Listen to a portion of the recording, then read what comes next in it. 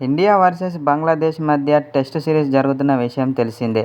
అయితే ఇందులో ఇప్పటికే మొదటి టెస్టు మ్యాచ్ విజయం సాధించిన టీమిండియా జట్టు రెండో టెస్టుకు సిద్ధమవుతోంది. అయితే మరో 3 రోజుల్లో ఈ టెస్టు మ్యాచ్ ప్రారంభం కాబోతోంది. సెప్టెంబర్ 27వ తేదీ నుంచి టీమిండియా వర్సెస్ బంగ్లాదేశ్ మధ్య రెండవ టెస్టు మ్యాచ్ ప్రారంభం కానుంది. ఈ రెండవ టెస్టు మ్యాచ్ సెప్టెంబర్ 27 నుంచి కాన్పూర్ వేదికగా జరగనున్నది. వాస్తవంగా కాన్పూర్ పిచ్ స్పిన్ బౌలర్లకు అనుకూలిస్తుంది అన్న సంగతి తెలిసిందే. అయితే స్పిన్ బౌలింగ్ను దృష్టిలో పెట్టుకొని రెండో టెస్టు కోసం టీమిండియా రెడీ కాబోతోంది. ఇందులో భాగంగానే ఒక ఎక్స్ట్రా స్పిన్నర్ బరిలోకి దిగే అవకాశం కనిపిస్తుంది. అయితే అతను ఎవరో కాదు, కుల్దీప్ యాదవ్ను జట్టులోకి తీసుకునే ఛాన్స్ కనిపిస్తుంది. ఈ మధ్య కాలంలో స్పిన్నర్ కుల్దీప్ యాదవ్ అద్భుతంగా బౌలింగ్ చేయగలుగుతున్నాడు. టెస్టుల్లో అయితే ఖచ్చితంగా అతడు రాణించగలుగుతాడు.